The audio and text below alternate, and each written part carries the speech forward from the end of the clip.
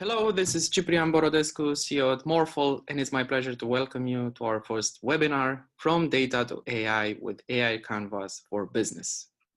For those of you who don't know, Morphle is a platform that uses big data and machine learning to predict user behaviors in digital products and services with the end goal of increasing KPIs through personalization. I'm here with Alexandra Petruș, Google developer expert and product strategist. Alexandra, I'm super excited to have you as the first speaker on our webinar series. Thank you so much for being here. Thank you so much, Ciprian. Good morning, good day, and good evening, everyone, and exciting to join you to your first webinar. Well, I suggest we dive right in. Why don't you tell us a bit about yourself and then perhaps jump straight into the presentation. Absolutely. Hi guys, so I'm Alexandra Petruș. I do a couple of things that revolve around product strategy with a touch of AI. I basically build human experiences built into products that include and are enforced and enabled by new technologies, emerging technologies. My focus is artificial intelligence. Here are my handles: Twitter, LinkedIn, and email. I'm also a recent recognized influencer for AI technologies in Eastern Europe. I'm a Google developer expert for product strategy, and I'm also a product strategist. That means I actually help startups and businesses reinvent themselves, build products that are enabled by AI, machine learning, deep learning, natural language processing, you name it. So I do have a bit of experience in the field, and I started doing this actively for the past 3 years with a background of more than 10 years in product management. I'm going to just jump directly to the subjects that I'm going to cover today. So it's pretty simple. We're going to go through terminology and workflows. We're going to talk about a bit about selecting an AI project. What do we need to do? And then we're going to end up with the framework, the machine learning canvas, or the AI canvas that I discovered. It's not built by me, but it's a framework that I actively use, and it's proven to be successful for having a top level view of priorities of any machine learning project needs and touch points. So a quick question for you. I know this is not a real-time active webinar, but nonetheless, let's have a quick little exercise. So unless you have a huge data set, which is recently known as big data, what do you feel about the following statement? Just true or false? Just have a think about it. It's not worth attempting machine learning or data science projects on your problem unless you have a huge data set. Just have a think. Is this true or is this false?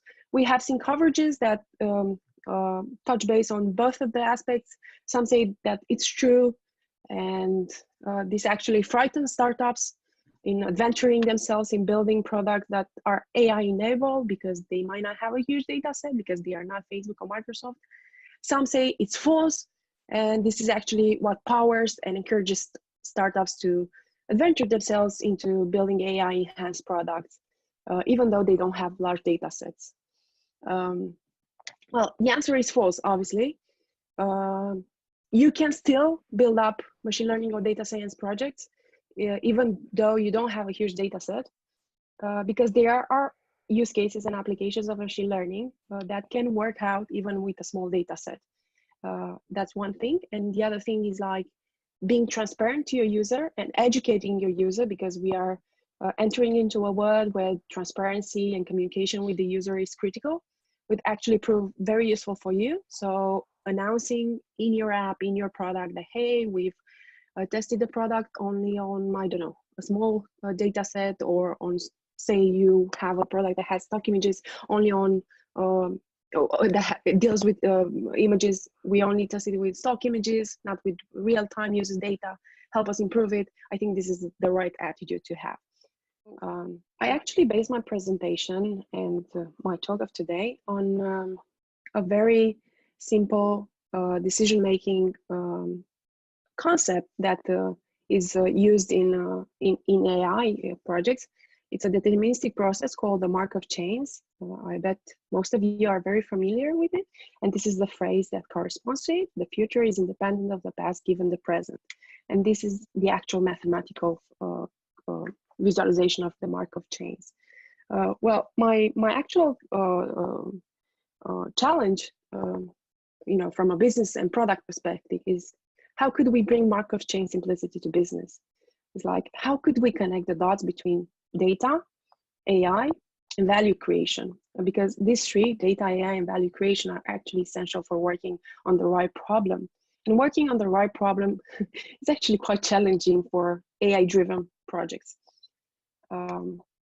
Here's a quick timeline, an AI timeline that you probably already saw, that you're used to, just to have a quick overview of the journey, the history of AI, starting from the 1950 with the Turing test, then evolving to, of course, to the famous intelligent virtual assistant making AI for everyone that happened in 2011 with Siri, and then culminating with 2016 when Microsoft's Thai chatbot actually built its own identity on social media and went rogue.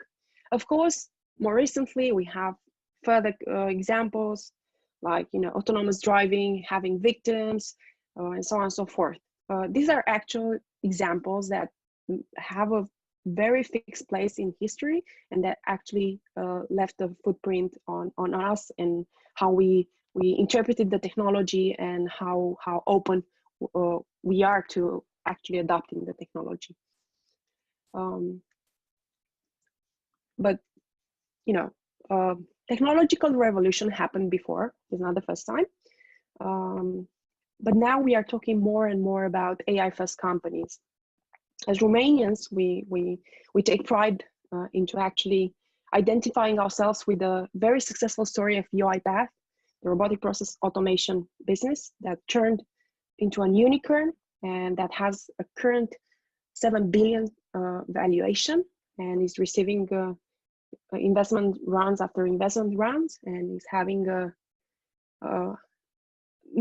not to be compared progress and success. It's something very, very new in the RPA scene, and some might think that UiPath can be a good candidate for an AI first company, for example. Before this technological revolutions, we might remember about internet first companies. Well, back in the days, internet, I promise this parallel will actually make sense with AI first companies. The internet first companies had three main things in common. They were all doing A/B testing. They were all having short iteration times, and the decision making was actually being pushed down to engineers and product managers or other roles. So these were the three main characteristics of internet first companies. Now, AI first companies also have four main characteristics. They do strategic data acquisition. They have a unified data warehouse.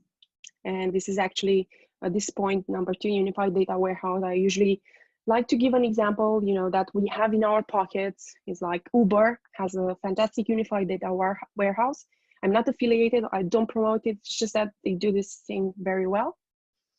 Another layer that is specific to AI first companies is pervasive automation. And last but not least is having new roles, machine learning engineers and more, and division of labor.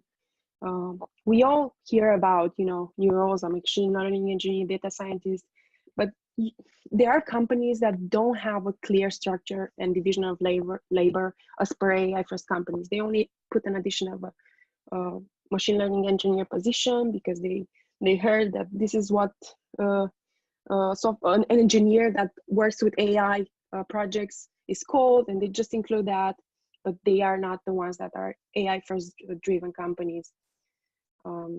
And now I'd like to make a nice parallel that if you take any company, I don't know, say you take Emag, which is a Iranian retail company similar to Amazon. If you take Emag, if you add deep learning, that doesn't mean it makes out of Emag an AI first company. So you can replace deep learning with any AI technologies, machine learning, natural language processing, computer vision, anything. So what I'd like to highlight is that Not all companies are AI-driven companies, even though if they have any of these 4 layers here, that makes an AI-first company. So if you have new roles, that doesn't make you an AI-first company. If you use automation for certain tasks in your company, it doesn't make you an AI-first company. If you only have unified data warehouse, but you don't have the rest, again, it doesn't make you an AI-first company. Strategic data acquisition, there are many companies that do it. The story doesn't went well. If you acquire the data, it's not enough again. So it's interesting. Now, I'm gonna jump to the workflow of a machine learning project, and I'd like to make a note here. This workflow is actually the classical workflow to a machine learning project, but the data you collect or the questions you answered, it's being done before actually starting the workflow of a project. So there is a separate workflow to happen, and we're going to go through it through the machine learning canvas, which is built before starting working on the actual project.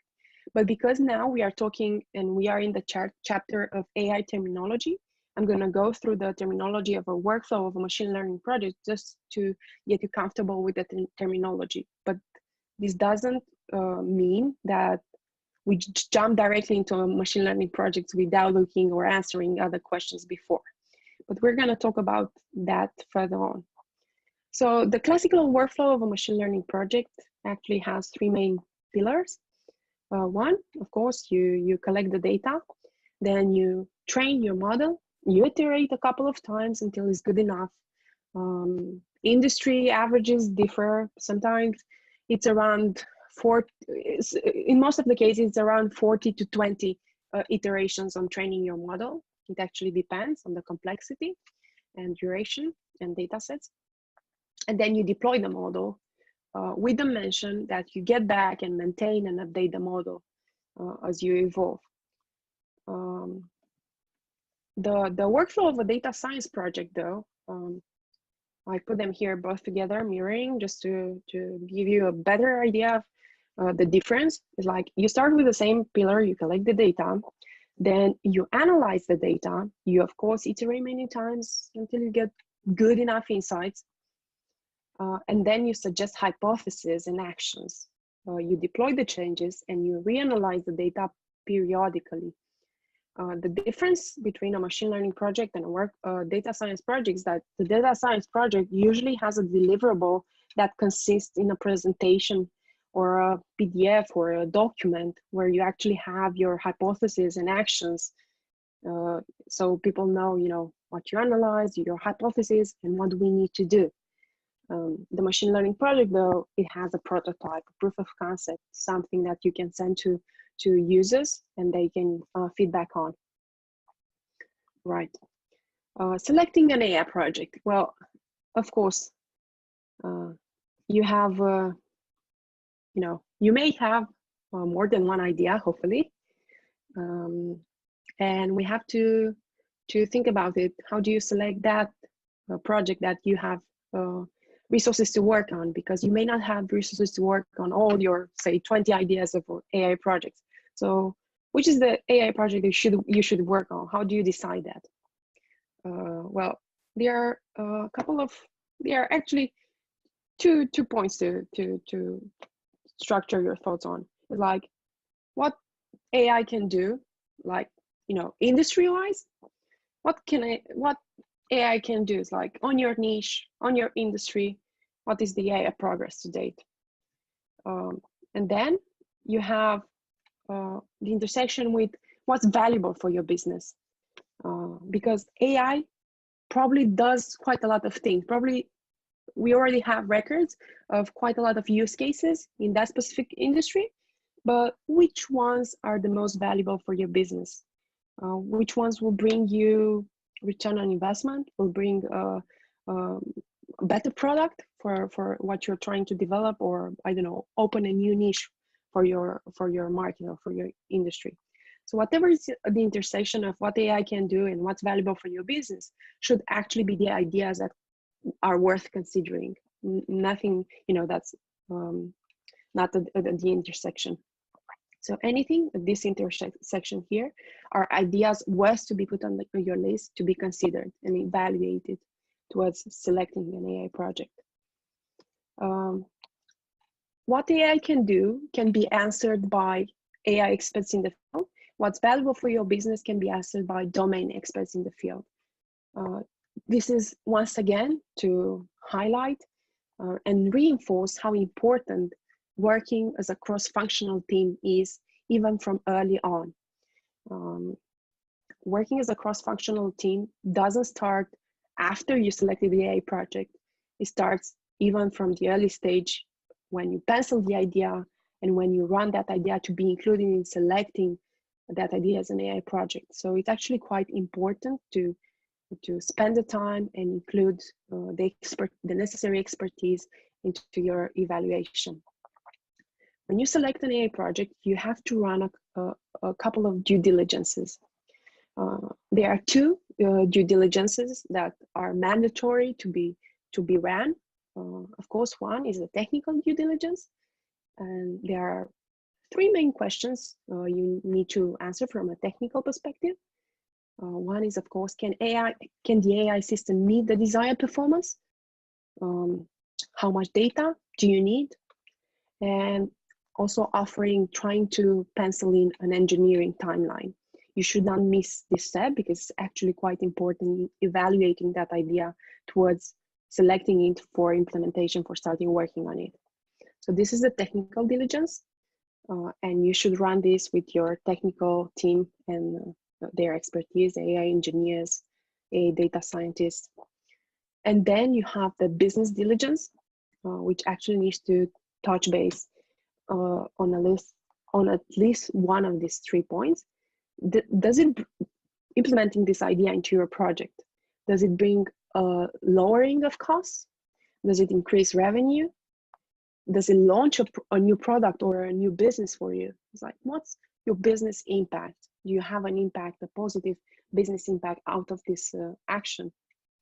And another diligence, which is not currently mandatory, but I actually highlight it every single time because I believe in a time span of 2, 3 to 5 years maximum, we're gonna have to include it as mandatory, is actually the ethical due diligence. It's like we actually have to question ourselves, is like, the idea that we're talking about, the AI project in question, will it make society or humanity better? Like, this is a question that needs to be answered from different perspectives, both by engineers and business people. We should not neglect it because I think the adverse uses of technology will slowly start to impact us. I think, on website like archive.org, we can already see papers on adversarial use or adversarial attacks for AI projects. So I think the need and the urge of asking this question faster, faster in the process is actually quite crucial. Here's a little bonus, a brainstorming framework that I usually use in my work with the startups and companies.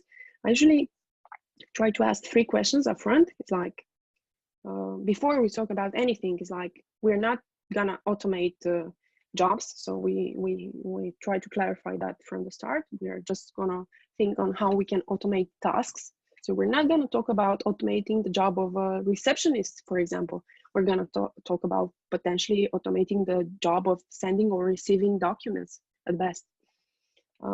Then what are the main drivers of business value? Business diligence, we talked about lowering costs, increasing revenue, launching a new product or business. So what are the main drivers of business value for you? It may differ from case to case. You may be on an investment phase, so you're not looking for lowering costs, you're not looking for increasing revenue, you're just looking to increase user base, for example. You must have a main driver of business value. So identifying that early on is quite valuable. And what are the main pain points in your business? Each business has its own specificity, and identifying those pain points is actually quite crucial because, you might have a pool of ideas but how do you know that those are the right ideas? Even if they are the intersection of what AI can do and what's valuable for your business, it's actually quite challenging to spot the right idea to work on. And another point is like, okay, having more data never hurts, but you can make progress without big data. Small data sets are enough on most of the projects we work on. Working with an AI team. Well, of course, as a product manager for the past more than 10 years, I think working with an AI team is more of the same working with any engineering team. There are these three main characteristics that I actually spot is like, you have to, there's the big story about acceptance criteria. No engineer will ever be happy with the product manager acceptance criteria or product description specification. But actually in an AI project is actually crucial to specify your acceptance criteria.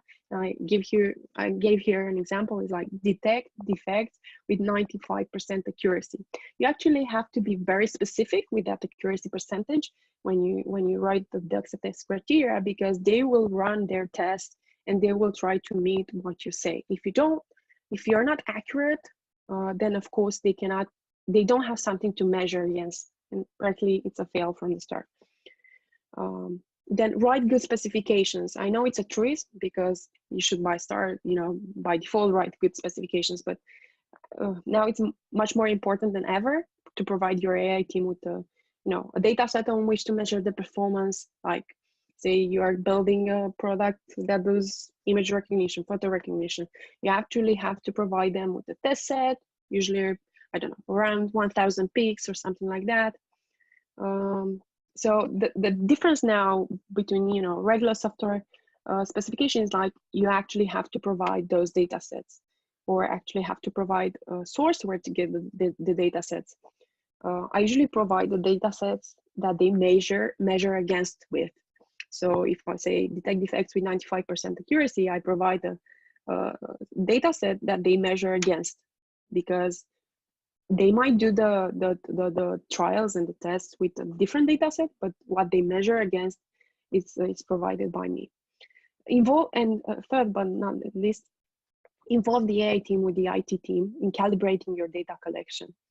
We all heard about the importance of actually you run the strategic data acquisition. You capture an abundance of data, but is that enough? The actual answer is, it might be if the data you collected is actually could actually be useful. But how do you know? You don't actually know. But if you involve your AI team with the IT team that does actually the capturing of data collection, they might be able to specify, we need to collect this, and this, because they will be able to use it further on AI projects, or the industry standard or the industry progress is up to this stage.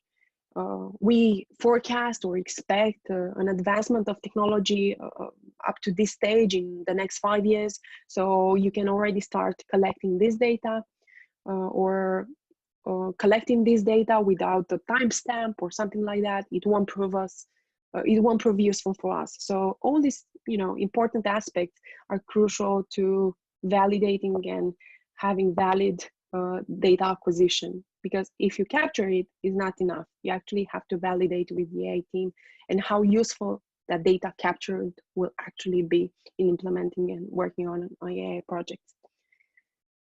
Right. Now the machine learning canvas that I actually use and I find it very useful. Of course, I actually use it in machine learning projects as the traditional business model canvas for any machine learning project. It works very well, especially on prediction models. And as business models are supposed to capture and agree on data before jumping or starting on the actual business, this is how this machine learning canvas should work as well. So this should give you a proper sense of where do you position, how do you monetize,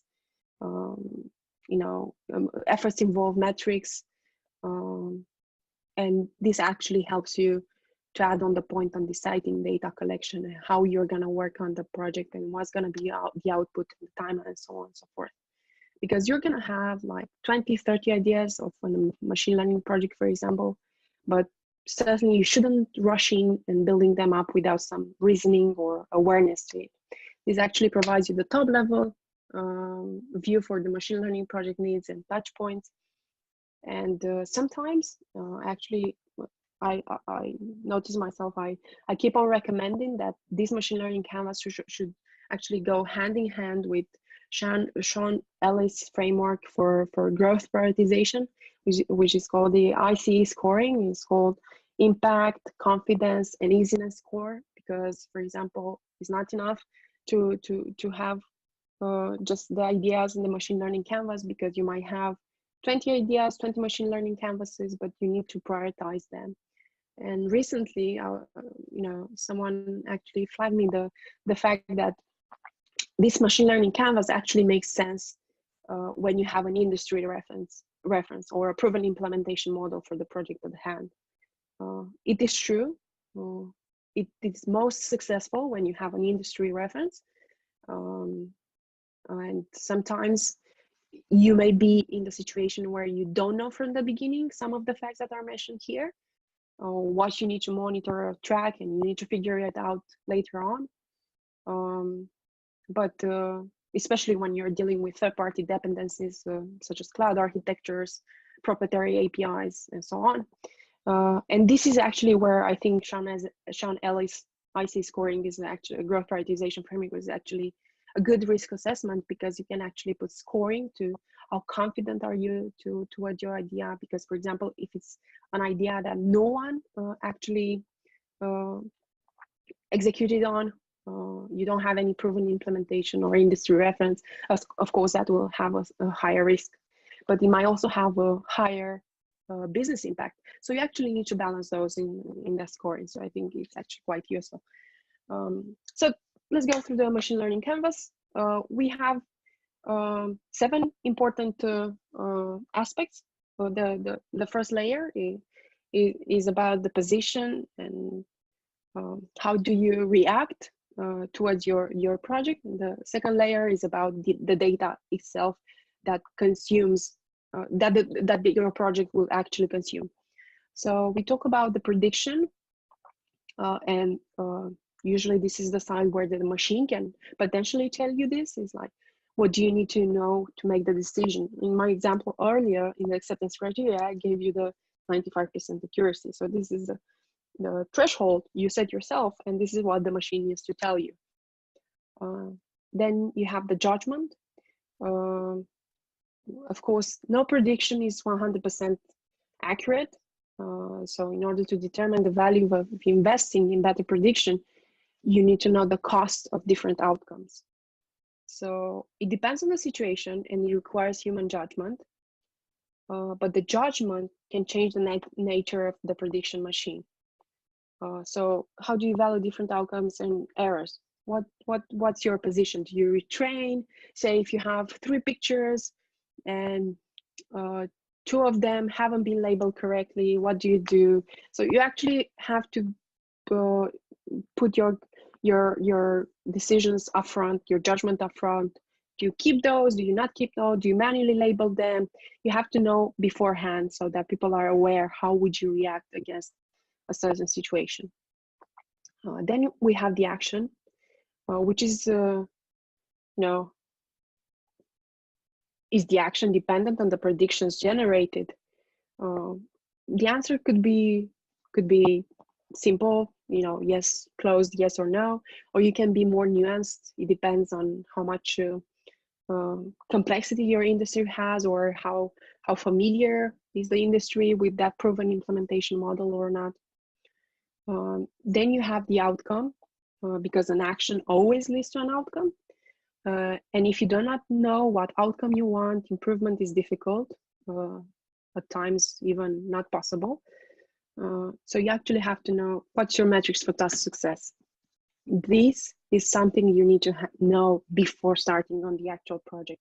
Actually, I repeat myself quite a lot because I saw many engineers jumping on the idea itself without actually going through these details, these top level details before working on the project. And then they found themselves like, we haven't tracked for the right success metric, or we haven't measured against the right success metric. We don't know what action always leads to the outcome. So of course, there's no wonder that your project might not be successful, or you cannot explain much of your project, or you just go blind. You may be lucky, your project may succeed, but you're not documenting. You are not, proper business needs to have proper strategy before starting on it. Like the same with doing AI projects, not to do an AI project or a proof of concept. You need to actually have an AI strategy, but that's something, we can discuss it in further detail. So the outcome is actually quite important. You need to have your metrics for knowing if your task succeeded or not. And the last layer, which relates to data, of course, you have the input. To generate a useful prediction, you need to know what is going on at the time of a decision needs to be made. You might have cases in which, for example, as I've mentioned before, having a timestamp attached to a certain object might actually change the entire journey of how you react to it. You might have different times in the day where different actions are impacted, especially in manufacturing or transportation. So the input is actually the data you need to run the predictive algorithm. What's going on at the time of a decision needs to be done. It needs to be made. It's like, what do you need to collect exactly? Knowing beforehand. Then we go to the training. It's like, to develop the algorithm, you need to train a machine learning model. Of course, the richer and the varied the training data, the better the prediction will be out of the gate. But if that data is not available, you might have to deploy a mediocre prediction machine and wait for it to improve over time. These are decisions or facts that you need to be aware of before starting working on your product or your project that has this AI project. You need to be aware of them before actually hitting your head on this issue. And last but certainly not least, which is actually quite important, is the feedback side. The feedback incorporates the data you want to collect when the prediction is operating in real situations. So say you build your proof of concept and you want to run that against some users, internal, external, I don't know, whatever your choice is or your options are. But the feedback data is often generated from a richer set of environments than training data. A good example here is like, you build a proof of concept that recognizes language, and you've built it for American English, and you then run into it a couple of users. Say you have 10 users, internal users.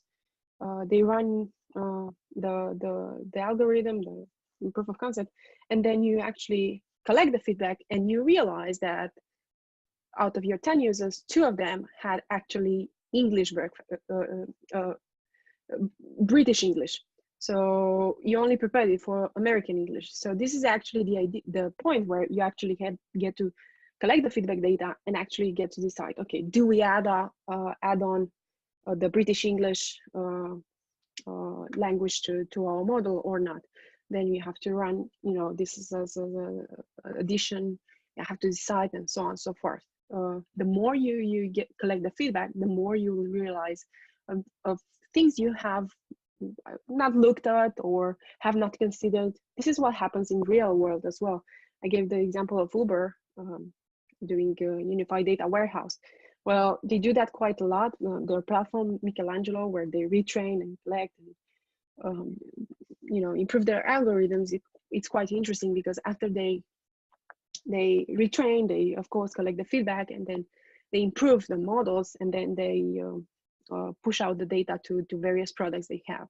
So that worked quite well for them. And the feedback section is actually quite important because the work on a machine learning algorithm never ends. And you actually have to be aware of this step actually being the loop step, because it will actually make you return from point 1. And this is actually the machine learning canvas with all its 7 steps. It might sound long or complicated or too much to spend time on, but I think if you spend, I don't know, a day on this, it will save you more than useful engineering hours later or failures. Of course, no framework or canvas is bulletproof. Doesn't mean that if you complete this canvas, you'll have success or your project is the right one or you labeled it correctly, or if you don't involve cross-functionalities or cross-functional opinions, that this will work out. That's another side story that we can dive into separately. But certainly this helps you out. This is similar like a business model canvas for building a business plan, where you have your top level view of needs, expectations, outcomes, and cycles. So this is actually something that you need to have before starting working on your AI project. If you don't do this, you're gonna be at fault further on when you encounter further challenges. And I like to end with a little quote from Andrew Ng, Google Brain co-founder and ex-Baidu chief AI scientist, co-founder of Coursera and DeepLearning.ai. And probably some of you already followed some of his courses. He says that if you train an algorithm, but you only show a picture of a cat, for example, then that algorithm, it will think that every single thing in the world is a cat, because it never saw anything outside of a cat. So think in a similar way. If you show executives or the wide world in coverages, only a sequence of success stories, but no failure stories, and you don't cover any failed attempts or any unsuccesses, then it creates the impression that AI can do anything. And this is absolutely not true. This is why I actually liked and wanted to touch base on AI terminology, even though it sounds redundant and probably you already heard it a couple of times, just to make sure we got that straight.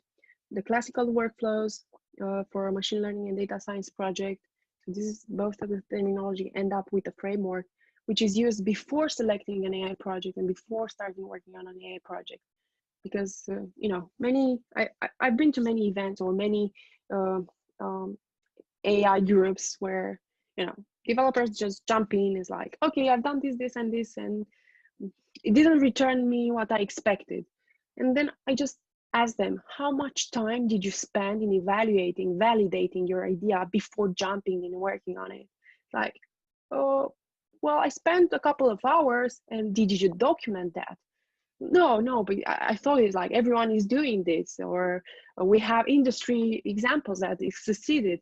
Yeah, but when in your case, with your own specificity, what are the details that you need to consider? So I think it's actually quite important as the AI environment matures and we are going more in the direction of explainable AI soon, to have to spend more attention in actually validating and evaluating our AI projects and ideas before starting working on them. That was all from me for today. Hope it gave you a nice roundup view. And should you have further questions or, I don't know, details that you may want to be clarified, feel free to DM me. I actually have pro bono times here and then, and I actually help startups and companies that do with pro bono time as well. Maybe limited from time to time, but I'm here to help. So I think we should all help each other more, and we should all share from our challenges and stories. I think it helps us all. So thank you so much, Ciprian, for the invite. I think you guys are doing an amazing job with Morphle, and I think the support you are receiving from either Google or other investment funds, it's something that validates your efforts, and I look forward to seeing you grow and to seeing you expose more of your challenges as well. Thank you so much, Alexandra. This is excellent presentation, spot on point. Some of the things we also came across, obviously, when building Morphle. and we still have a couple of minutes. If I may challenge you with a few questions, if you don't mind. Absolutely. Yeah, absolutely. So the first question that pops into my mind was, what are some of the misconceptions you came across when meeting companies that were looking to implement AI products or projects? Right. So I think it's important to try to label the size of the company because it might differ from size to size. But certainly, top of my mind, that one that's characteristic to most of the companies, no matter the size, is how they treat pilot projects, like their attitude towards AI pilot projects and how much they would impact or how much the investment or attention to pilot projects would go on, because they expect that a pilot project will bring them instant revenue or instant validation, but they forget that without having an AI strategy and without having a support from across the entire organizational structure and some governance, proof of concepts are rarely gonna turn into success stories. We do have some success stories that turn from pilot projects, but pilot projects are mostly used just to get your hand comfortable with the technology and to validate here and there, but shouldn't be a long-term strategy investment. I think this is one of the misconceptions I've seen from companies, that doing pilot projects, it's enough. And by investing, isolating the investment into a specific pilot project and a specific small team will do it for them, and they will be AI driven company, and they will put the wording on their website, and that will be it. Yep, 100% agree with that. And one thing we noticed at companies we're talking to is that it's not enough to have the data itself, but rather do the work of identifying the valuable use cases. Absolutely. Where AI or machine learning makes sense. And what we found is that's often the critical conversational point, deciding on the use case even before, even for a proof of concept, and even before writing the first line of code, if you will. Where do you feel these use cases should originate? Is that something that the company itself should produce, or should we as companies and consultants help them acquire this, let's call it data-driven mindset? That's actually quite a good question. Thank you.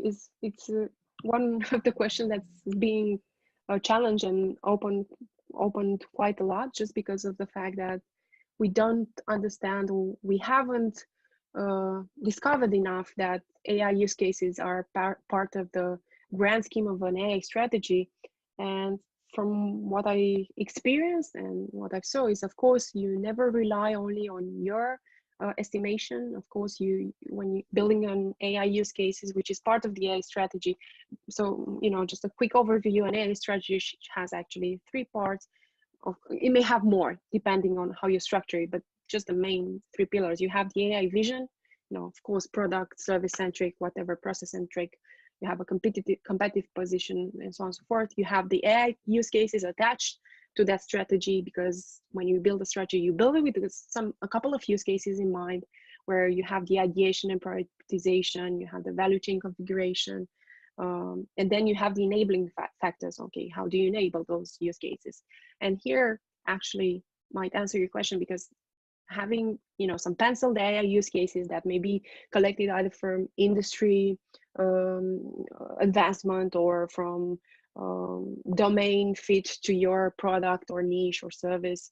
But how do you enable? You actually have to have written how do you enable those factors. And here are 4 important players, which is the organization, and the starter, and the governance, the people, the know-how and talent, how they collaborate, and so on and so forth, the technology, the infrastructure and data, and the ecosystem, which is the side you mentioned, is like the startup and companies and other partners need to team up, need to go hand in hand and actually help them discover and enable those use cases.